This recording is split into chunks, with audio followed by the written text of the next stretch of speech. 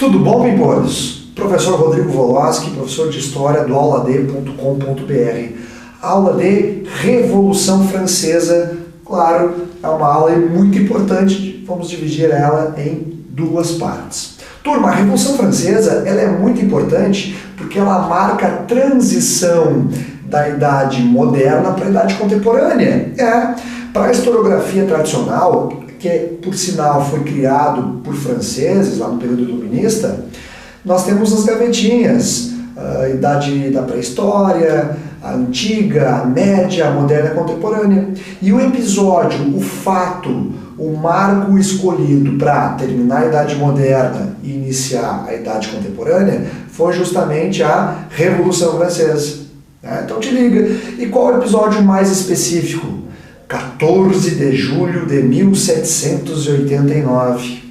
1789 é a data escolhida aí, o seu 14 de julho, a queda da Bastilha, a tomada da Bastilha, quando revoltosos, quando populares da cidade de Paris tomaram, invadiram a prisão real da Bastilha, que era um dos símbolos do absolutismo, e a partir daquele episódio se espalha pelo território francês várias outras manifestações mais violentas e que acabaram desencadeando a derrocada do absolutismo francês, que a gente vai estar falando sobre isso. Então vem comigo aqui nas motivações que levaram rebeldes, grupos insurgentes a reagir perante uma França que para esses grupos era caótica, né? De fato era, como a gente vai ver agora. Bom, vamos lá, causas, motivos, me dê motivos, prof. Crise econômica, miséria.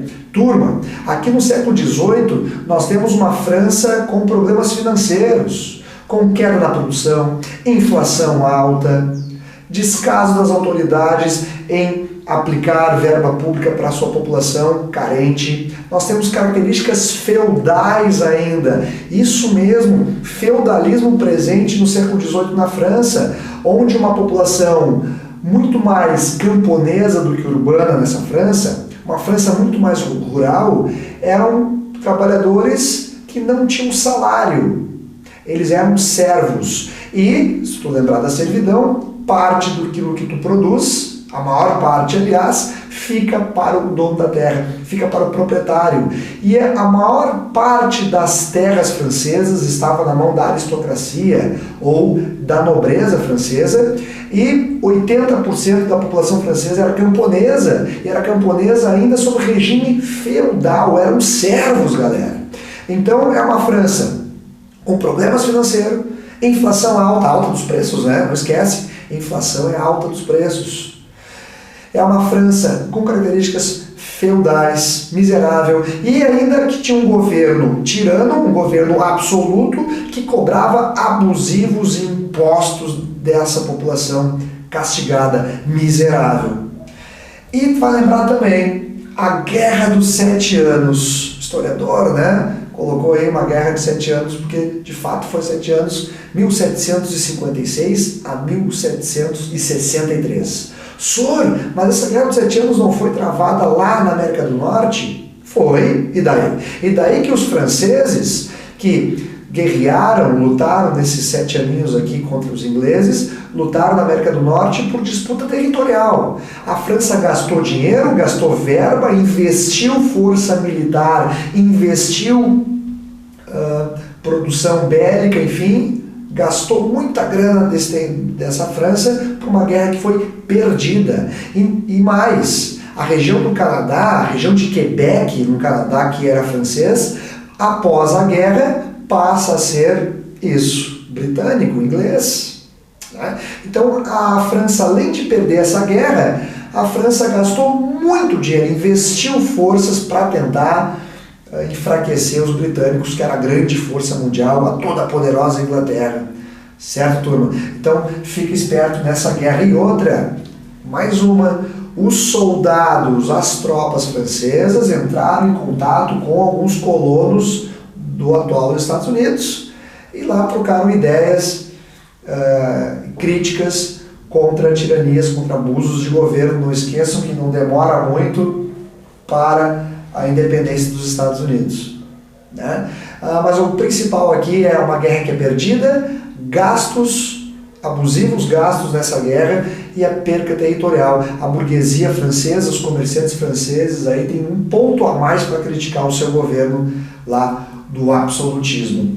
A alta carga tributária, queridos, é uma França castigada socialmente, miserável, uma França simples, e essa população, camponeses, mais de 80%, e os trabalhadores urbanos, os trabalhadores das fabriquetas, os artesãos, pagavam abusivos impostos, muito imposto para um governo que era uma monarquia absolutista, tirana, o poder total na mão de um rei. Daqui a pouquinho a gente vai citar o rei da Revolução Francesa, ou até perder a cabeça dele pelos revolucionários, Luís XVI. Isso, o netinho do rei Sol, do rei Luís XIV, lá do auge do absolutismo francês. E esse absolutismo francês, essa família de reis, os Bourbons, cobrando impostos, castigando a sua população.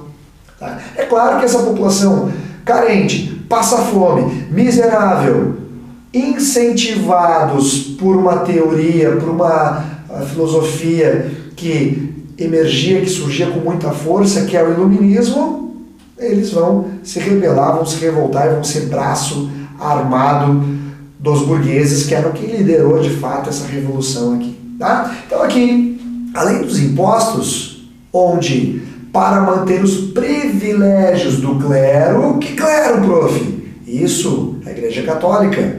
Tá? O clero aqui, estou dizendo, a Igreja Católica, a alta Igreja Católica da França, bispos principalmente, que para manter os seus privilégios, seu luxo, sua riqueza, cobravam impostos, e fora o grande número de terras que esses clérigos, que essa Igreja Católica detinha lá na França. E também os nobres. Quem é a nobreza? São donos de terra, é a aristocracia rural e a nobreza real, a família real, os Bourbons pimpolhos. Então, fica ligado aqui que nobres, a família real, o rei absoluto Luís XVI, Maria Antonieta, seus familiares, e os demais nobres, condes, marqueses, duques, que tinham a maior parte das terras da França junto à Igreja Católica. Esses caras aí, além de controlar a produção rural, praticamente toda ela, boa parte dela, além de transformar a população francesa camponesa em servos, para manter os seus recursos, para manter o seu luxo, sua boa vidinha, eles cobravam muitos impostos da população francesa. Bom, chega um momento aqui na aula que essa população vai se revoltar, vai virar aí contra os abusos do clero da nobreza. E quem... outra coisa, antes de tu dizer o que tem a ver o iluminismo aqui, bom, isenções. Os nobres, a família real e a Igreja Católica não pagavam impostos. Os principais impostos tinha isenção para esses caras aqui. Bom, né?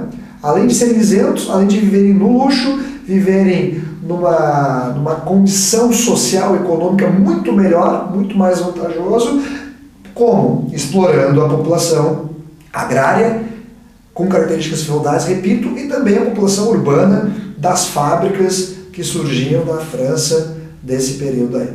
Bom, e o pensamento iluminista? O iluminismo, queridos, né? O iluminismo da liberdade, da igualdade, da fraternidade, aqueles caras muito importantes.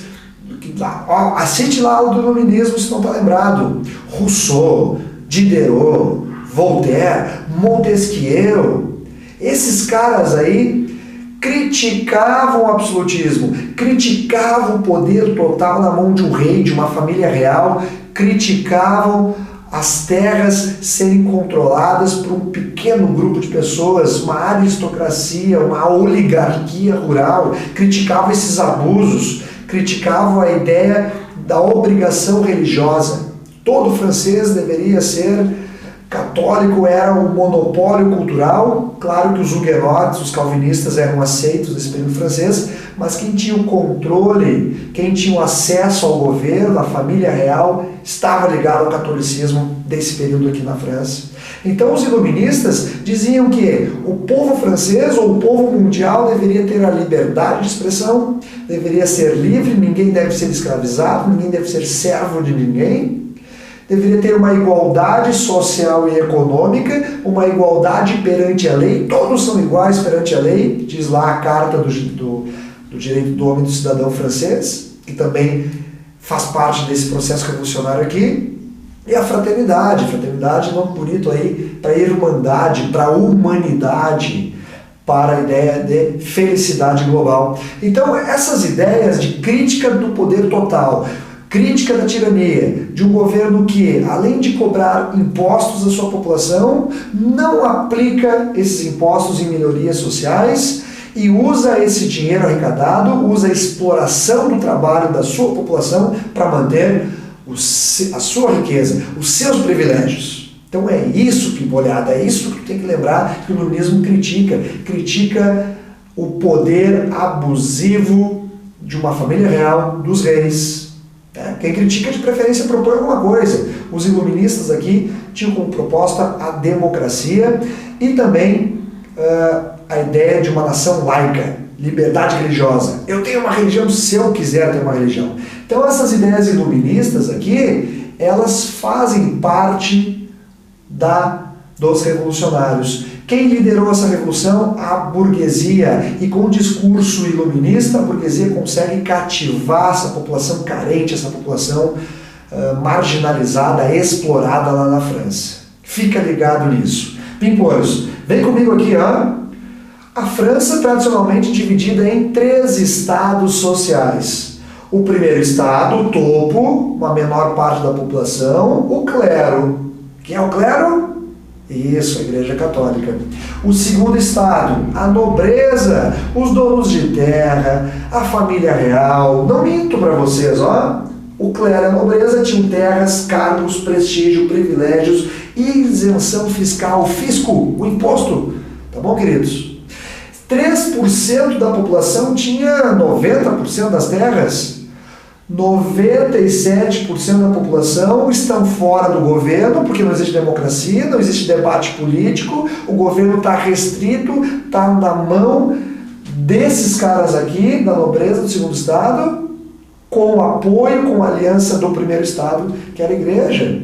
Esses 97% aqui são o terceiro estado, burguesia, camponeses e os sans-culottes. Sans-culottes, os trabalhadores urbanos de Paris, das fábricas de Paris. Queridos, esse terceiro estado aqui faz o quê? Derruba o primeiro e o segundo estado. Mas alguém liderou esse terceiro estado. Eles, a burguesia, os comerciantes da França, que com as ideias iluministas derrubaram a elite, caiu essa elite aqui, e eles, os burgueses, passaram a ser a nova elite francesa aqui na Revolução. Claro, o problema é que esses burgueses, após derrubarem o absolutismo, após derrubarem a nobreza, passaram a brigar entre si pelo poder da França. Jacobinos e girondinos. Tá? Então aqui fica bem ligado, o primeiro e o segundo estado, com esses privilégios, com a propriedade da terra francesa quase toda terra na mão desses 2 grupos sociais aqui, e o terceiro estado carente, o terceiro estado marginalizado, explorado, se revoltando, arrancando a cabeça, guilhotinando aqui nobres e padres. Tá?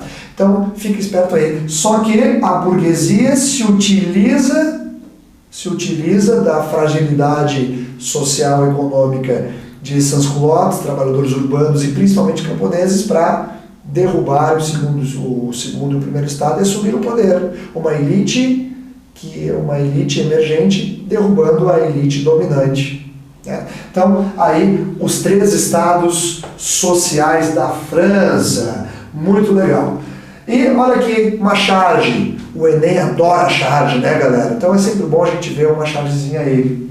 Quem são esses caras aqui de cima? Claro que representa, é muito nítido que está representando o primeiro e o segundo estado, que montam, que castigam, que exploram, que abusam aqui desse senhor que está representando o terceiro estado, desse senhor que está representando o trabalhador.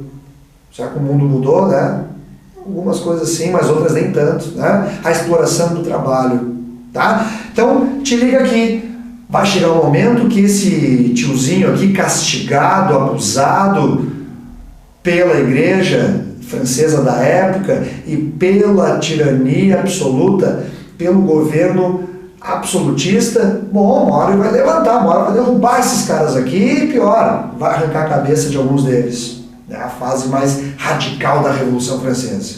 Tá? Então é muito legal pensar que o povo se revoltando contra os abusos, o povo é brabo, né, prof? O povo se revoltando contra a tirania, a opressão de uma elite, porque que muitos têm pouco e poucos têm muito, né? Então é uma crítica que é feita aqui. O problema é que vai ter algum grupo que vai liderar essa camada social mais pobre, mais simples, e depois fica a crítica para tu pensar aí, né? A ideia de cada um fazer a crítica.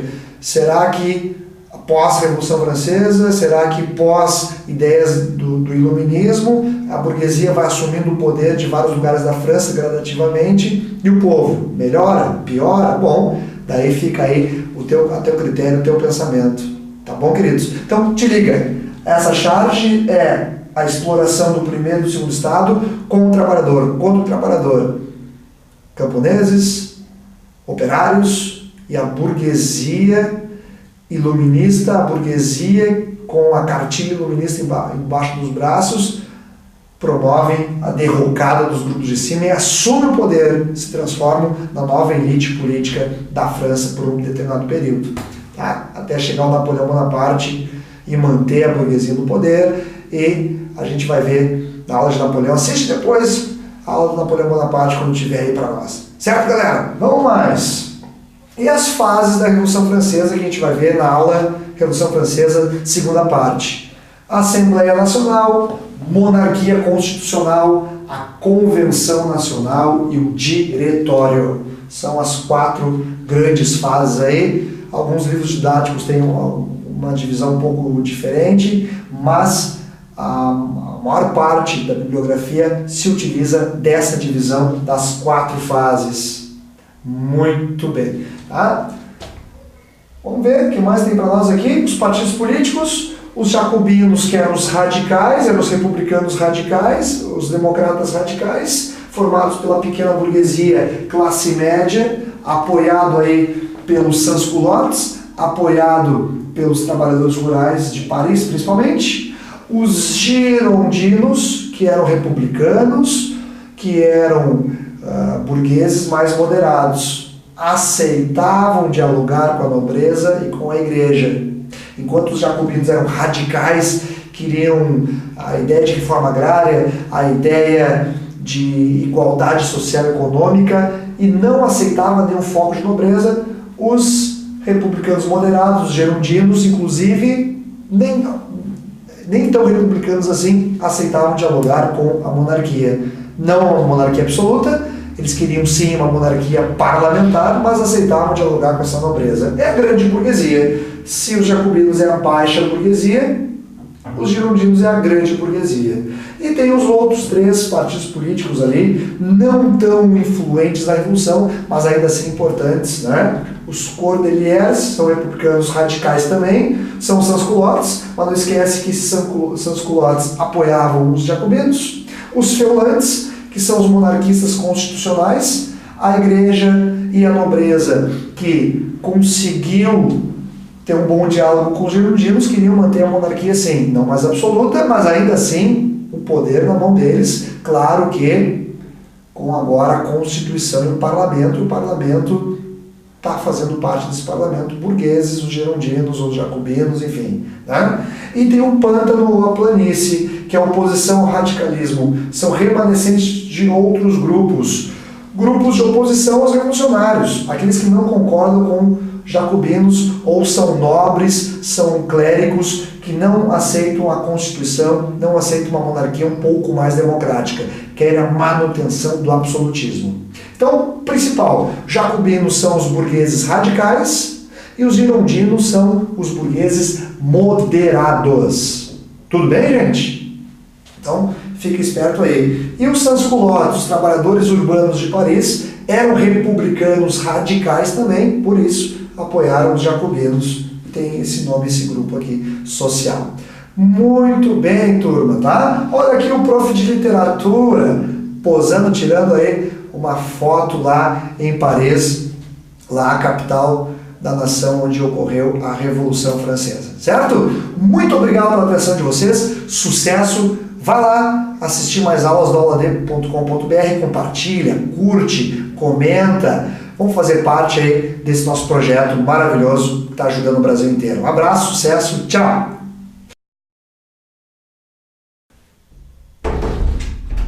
Vou começar, tá, Thiago? Tu não vai botar isso aqui no make-off. Se tu botar isso no make-off, viu? Eu vou pegar, vou te pegar. Tá, cara? Te liga, hein? Ó, te liga. Não, make-off não. Não, eu disse não. Um abraço, sucesso, tchau!